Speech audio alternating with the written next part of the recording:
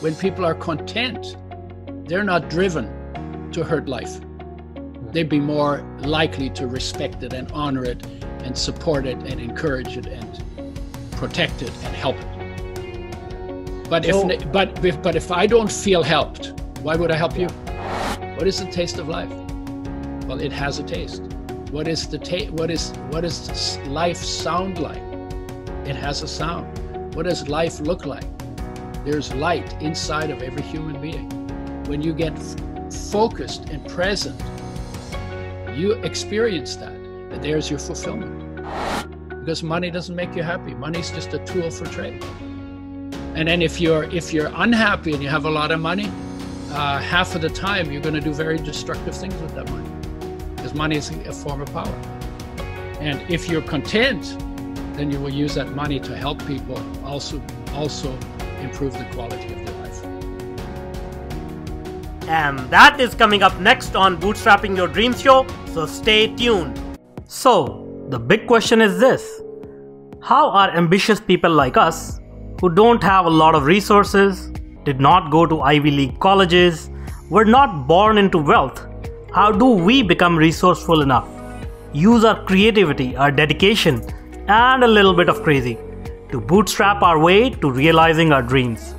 Whether it is launching a new company, launching a new app, or making it to the top of the corporate ladder. That is the question, and this podcast will give you the answers. We have created a tremendous community of bootstrappers, entrepreneurs, and professionals who are ambitious, resourceful, and want to get things done. We brainstorm, support, and help each other out. So come join us. Navigate to bootstrapping.group, join today, and get the Startup Founders Technology Accelerator video series absolutely free. If you enjoyed this video, then do let us know by hitting that like button now. Or if you want us to improve our content, then go ahead and hit that thumbs down button and give us your honest feedback in the comment section below. Here at Tatternoodle, we are passionate about entrepreneurship, technology, and innovation.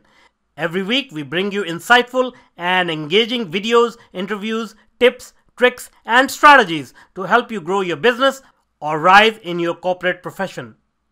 If you're new here, please do consider subscribing, and do not forget to hit that bell icon so that you are notified when we publish new content. Okay. Hello and welcome to this new episode of Bootstrapping Your Dreams show. I'm your host Manuj Aggarwal, and today we'll be talking with Udo Erasmus. So Udo is an acclaimed author, speaker, and expert on total sexy health. And he has an 8-step process that takes into consideration all the elements of whole health that includes our mental health, presence and awareness, our life energy, and being in harmony with nature and humanity. Udo has extremely rough childhood, growing up in a war zone, living without water and electricity. In 1980, Udo got pesticide poisoning and his doctors did not know what to do to help him. Udo decided to take his health in his own hands, and through deep research, then he made discoveries that changed the trajectory of his life and purpose. He has an extensive education in biochemistry, genetics, biology, nutrition, as well as a master's degree in counseling psychology. His latest focus is on sustainable energy and water management, as well as healthcare based in nature and human nature, and the thirst of the heart resulting in total health. Wow, this is an impressive resume. I'm so excited to have you. Welcome. Well, it took me 77 years to get there, so. All right. Well, people spend lifetimes and they cannot, in some cases, they cannot get a fraction of that done. So Right. Congratulations regardless. You have accomplished a lot. So let's talk about that. Let's go back in time and start from the beginning. If you are okay to share some of, your childhood memories and how did you grow up? Can you share a little bit of that? Because it sounds fascinating how you grew up and what conditions you were in. Well, let me just, okay. So, well, I was born during the Second World War in Poland, which was at that time part of Germany. And we were refugees. When I was 3 years old, we were fleeing from the communists. They were chasing us in tanks and trucks. And the Allies were shooting at us from planes, and they knew we were refugees, but they were just doing target practice. Was not funny for us. I don't remember a lot of it because I was not quite 3 yet. I just remember the fear and the anxiety and the terror. I remember being hungry. I remember that it was confusing. It seemed like I didn't have anything that felt safe or that I could rely on. And that's that. And then I got left behind because my mother went through the fields because she had 6 kids. She couldn't handle 6 kids. So she left 4 of them behind. They were all under 6 years old.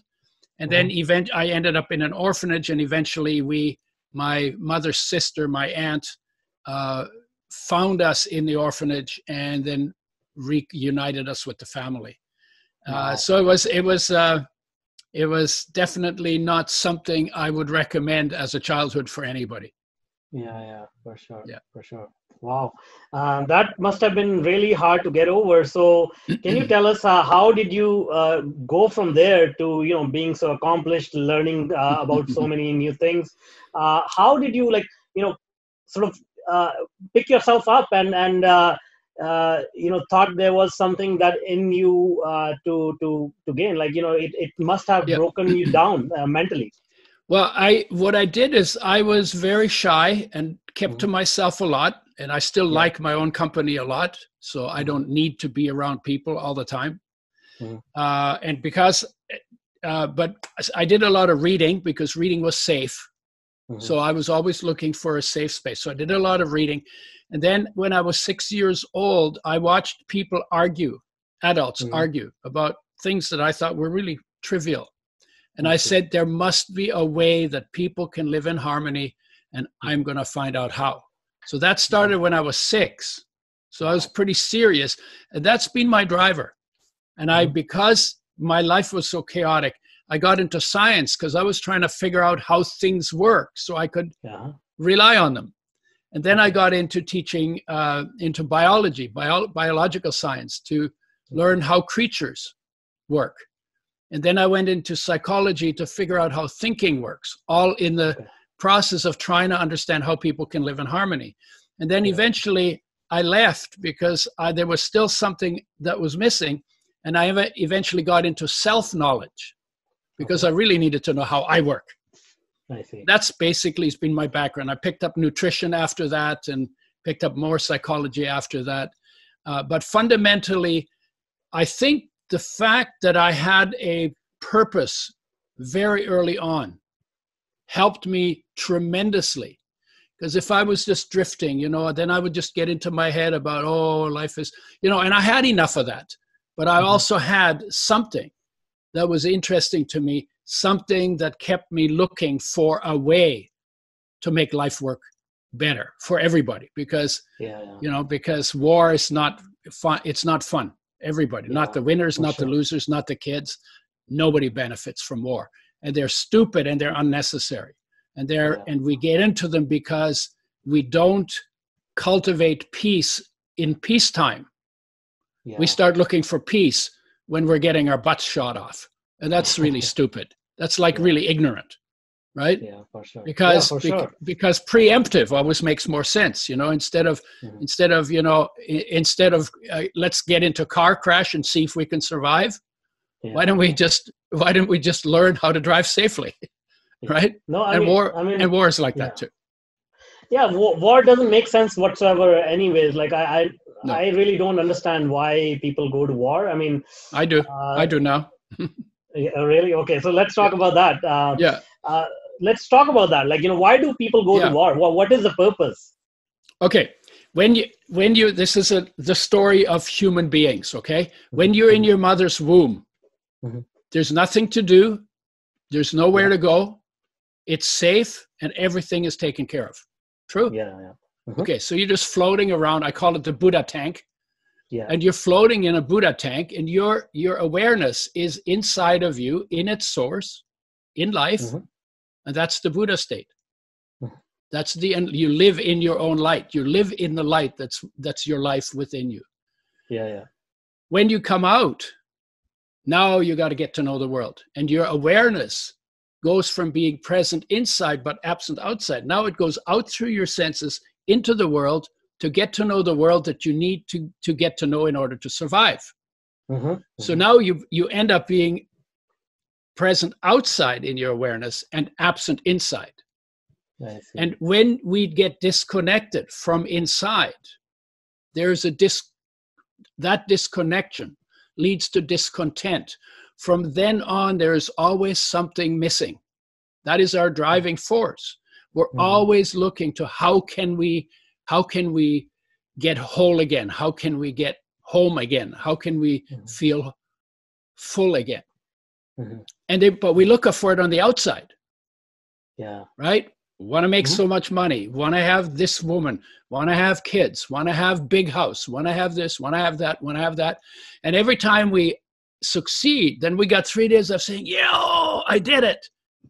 And then after those 3 days, this discontent in our chest, the uneasiness, the emptiness in our chest is back because it didn't take care of us. Because you can't take care of the disconnect on the inside with some success on the outside. Yeah. And this is the most important human issue, and it is the one that is least well addressed in all of humanity. Even in India, you know, where they have pretty good ideas about it, even there, it's rare that people actually live present in their own being. Yeah. And when you live present in your own being, then you feel taken care of, because life takes perfect care of your body every moment of every day, 24/7, never sleeps, never asks for anything back, unconditional love, takes care of you even if you complain about your life. Yeah. When you feel that care, then you don't need more stuff. When you don't need more stuff, you don't steal other people's stuff. When you don't steal other people's stuff, you can live in harmony with them. And when we live in harmony, it's very easy to make sure that all the basic needs of every human being who's alive are met on a long-term sustainable basis. But none of that will happen, not for the environmental, not for the political, not for the relationship, not for the business fights that we get into. We will not stop those fights until we feel cared for, because we're fighting to try and get cared for. But we're already cared for. We're just looking in the wrong direction, so we don't see it. Yeah. And it's out of that ignorance, ignorance, right? Because we ignore the what's taking care of us. We're ignoring it. Out of that, we create all of the problems on the planet. Yeah. What do you think? So true. Yeah, that's so true. Very good. I will share 2 points. One is you are absolutely right about India. I grew up in India, and I was there for like first 22 years of my life. And although I listened to a lot of religious sort of sermons, I ran into a lot of yogis. I never paid attention to it, but only when I came over to the West and I experienced life. And to your point, like all this dissatisfaction, all this running around after things, goal after goal. Then I discovered, the teachings that originated from India, and I learned exactly the things you were talking about. Yeah, right? you had to come to the West to get to know the Indian culture. Exactly. So that's the it's paradox. pretty funny, isn't it? Yeah, exactly. And to your point now, going back to the war, I do understand, why people run after these things, but it's kind of, I'm never able to reconcile the narcissism it takes for one person to send thousands of other people to wage war on their behalf to satisfy their ambition. That's what I don't understand. Oh, well, the reason for that is once you're dissatisfied, then your primary goal becomes to get satisfied. So then you go out, say, and you make something up. If I make $1 million, I'll be happy. You make $1 million, you get those 3 days, and then you're not happy. So then you say, okay, well, if I make 10 million, if I make 100 million, if I make $1 billion, and every time it doesn't work, that uneasiness stays with you. Then you say, well, if I could control more people, Too many people are doing things I don't like. If I could control more people, I'll be happy. Well, if you succeed in that, you still won't be happy. Or you say, well, you know what? I've done really well. I think I want to be the president of the country or the prime minister of the country. Yeah. And then you become the prime minister or the president, and then there you are, and that doesn't make you happy either. And then when normal things don't make it work, then you start doing abnormal things. Yeah. And then you get to a point, like when somebody kills somebody, they get to a point where they say, I am so discontent in this situation. I think that if this other person wasn't here, then I would feel better. Yeah. Then they kill him. But then they don't feel better. And when you do it on the large scale, now you have a lot of power and a lot of control, and a lot of people listen to you, and a lot of people complain about you too, but a lot of people will follow what you say. Then you start,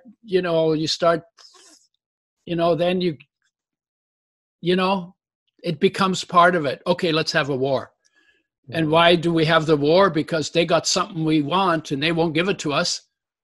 And so we'll just take it. So we'll just steal it. And if they won't give it to you for cheap and you have power, then you say, well, I don't care. I'm just gonna wrestle you to the ground, and I'm gonna take it anyway, because I'm bigger than you. And that's what, in war, that's what people do. And then of course there's all kinds of rationalizations about why the war. But fundamentally, it's about, if I'm content, I don't want to kill anybody. If I'm content, I don't rape anybody. If I'm content, why? Because I feel taken care of. I don't need more. I'm not under pressure to try and this driving force, discontent, is a super powerful driving force.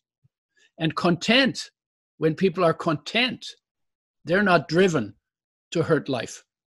They'd be more likely to respect it and honor it and support it and encourage it and protect it and help it.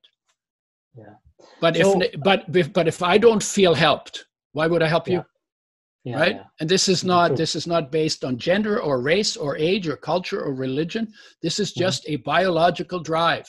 We need to feel whole because we are whole in our being, and something in us knows that wholeness is super, super, super, super important. Yeah. Driving force. Alfred Adler, the psychologist, said, this is the innermost striving of every human being, to go from a felt minus to a felt plus, in other words, to feel better, a striving for perfection, and a striving for God-likeness. That's just another way to say it. Got it. Right? Got it. But something in us is whole. We were born whole. We've been whole all along, but awareness wandered off. Yeah. And so we're not feeling whole because wholeness lives here and our awareness is there or in our head. Cool. Does that make sense? So it does, for sure. It does make sense to me. Now I want to ask a counter question here. So if I'm content, does that mean my ambition to do something, to accomplish something is dead? No, that's what people say a lot. But you know, the most content people I've seen get more done than any of the people that I know that are successful and discontent. Yeah, no, contentment doesn't make you lazy, but what it does, it makes you clear. And when you're clear, you get more done, and you make fewer mistakes, and you do fewer makeovers, and you waste less time, and you're clearer about your purpose, and you're clearer about the steps you take. Cool. And so you become far more effective. Awesome. So now to simplify it, basically, if you're not content inside, you're running for things outside, it will take you longer. You'll need to work harder to get to those things. But if you're content inside, you'll get there faster and easier. Is that correct? In fact, it sounds crazy, but I spend an hour a day doing nothing, completely doing nothing, just to be present, silent, see how deeply into the silence I can go, see how long I can go there, feel what it feels like to be me. Nice. And it's not in words. So it's out of the range of thinking. I'm not sitting thinking. I'm just sitting there, breathing, feeling, seeing, hearing. There's things to hear, things to see, things to feel, things to taste inside. Yeah. What is the taste of life? Crazy question, but what is the taste of life? Well, it has a taste. What is the what is life sound like? It has a sound. What does life look like? There's light inside of every human being. When you get focused and present, you experience that, and there's your fulfillment. And when you're that fulfilled, you also get to, by the way, I get to organize my day while I'm sitting doing nothing. By the time I get out of bed, my day is organized.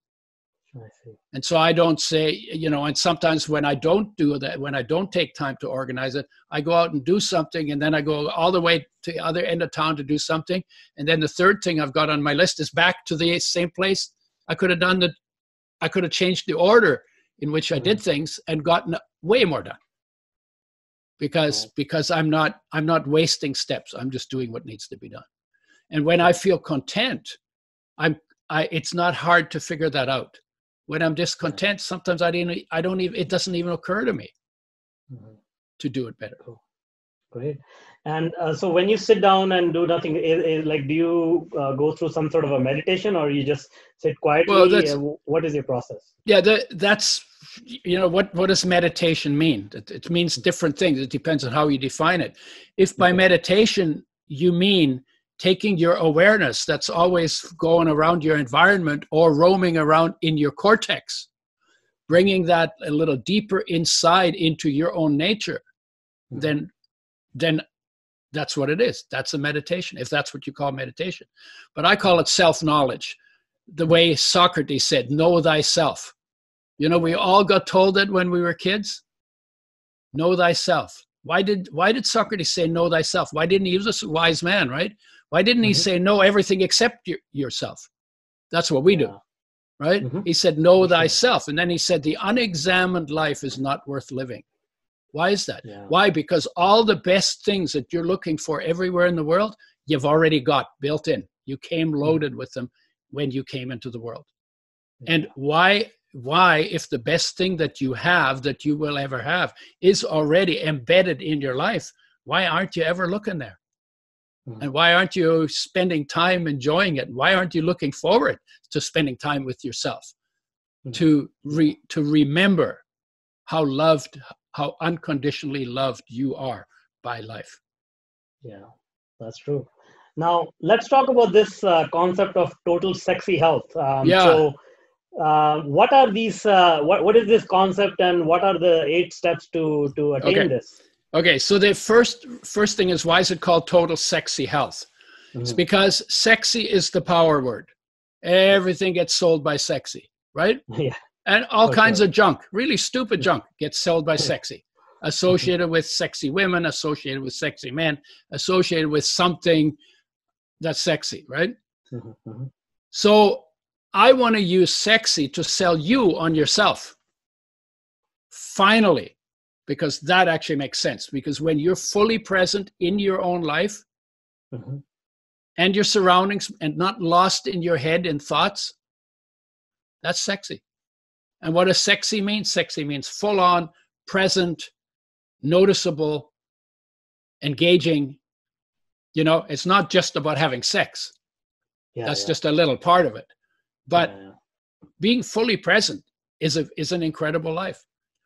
And sexy, we talk about sexy art and sexy architecture and sexy technology. It doesn't have anything to do with sex. It has something to do with noticeable, noteworthy, shows up, gets you excited, right? Yeah. So that's why sexy. So total sexy health. But the concept comes from, when we talk about health, we mostly talk about food and fitness, and water. And that if you're drowning, you need to breathe. So breathing is in there. But that's about what we focus it on. But actually, everything affects health.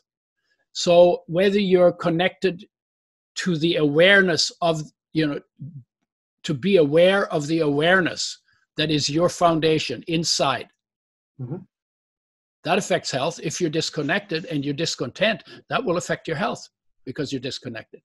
If you're in touch with the energy, the life energy that is your power, that affects your health. If you're inspired that affects your health. And if you're not inspired, you're heading in the direction of depressed, and that affects your health. Then how you eat and what kind of activity you do and the quality of your food, your water, and your air, that affects health. And how you do under pressure in survival mode, what skills you have and what calmness you can have under fire, that affects your health. If who you hang out with affects your health. What is going on in your environment and what you're doing to your environment also affects your health. And finally, the big picture, that here you are, a human being in a body that is a terminal condition. No matter how healthy or young you are right now, it is a terminal condition. Mm-hmm. And in an infinite universe. And to be okay with all that and to be able to accept that and live your life in the calmness of the acceptance of knowing all of that, that also affects your health. And each one of these 8 that I just went through mm-hmm. Has a different nature, has a different function, needs a different kind of attention, needs attention on a regular basis, goes off in a different way, and responds to a different kind of intervention. If you want to have a really good, full life, you have to give everything its due. Yeah. Inside and outside. Great. And what is the state of total health is simultaneous presence, fully present in your own being, all those 5 pieces, and present in your surroundings, and able to function in presence into the world. Great. And now, can you tell us a little bit, like maybe give us some practical tips? Just like you mentioned, you sit for an hour observing yourself. So what can people do to actually implement this in their life? I think the first thing, I think what's most overlooked, people say, oh yeah, well, it's nice to be in a nice state like that. But we don't recognize where the need is for it. Where is the need for that? When we're hungry, food begins to have value. Yeah. When we're not hungry, we can have a food fight and throw it at people, right? So when we're hungry, food becomes valuable. When we're thirsty, water becomes valuable. When I have to go, the toilet becomes valuable, right? When I need to sleep, the bed becomes valuable. Mm-hmm. When does my life become valuable? What is the thirst that makes my life valuable that I will get to it? And the answer is that the disconnection from ourselves leads to something that we call heartache or loneliness or restlessness or emptiness or longing, striving, drivenness. And when you sit still, you can actually feel it right here. That feeling, we feel it whenever, grandma dies and we're sad, we feel it here. The dog runs away and we really like the dog. It runs away and we miss him and we feel it here. Girlfriend dumps me and I didn't want her to dump me. I feel it here. That's called blues, right? Or I'm alone and I wish I had a girlfriend. That's called lonely, and I feel it here. Mm-hmm. But this feeling is not about being dumped or something outside. It's just when something outside ends, I get brought back to my original disconnection from myself, my loss of my connection to myself. And that's what some people call the thirst of the heart. The thirst of the heart to be fulfilled. The thirst of the heart to come back home. The thirst of the heart to be present in my own life. That's what you feel here.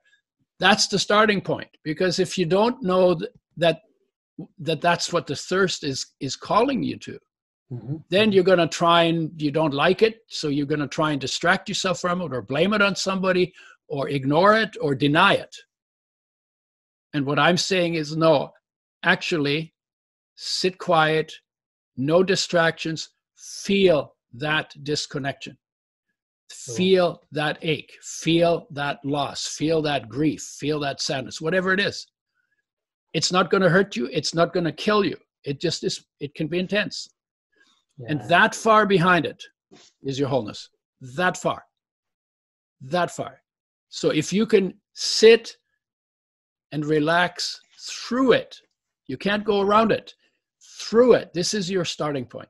This is your starting point for the journey home to the contentment that makes it possible for you to live in harmony with yourself, and then with harmony with others, and harmony with the natural environment and the world. That's so great. That is the starting point. Very important to get to the starting point.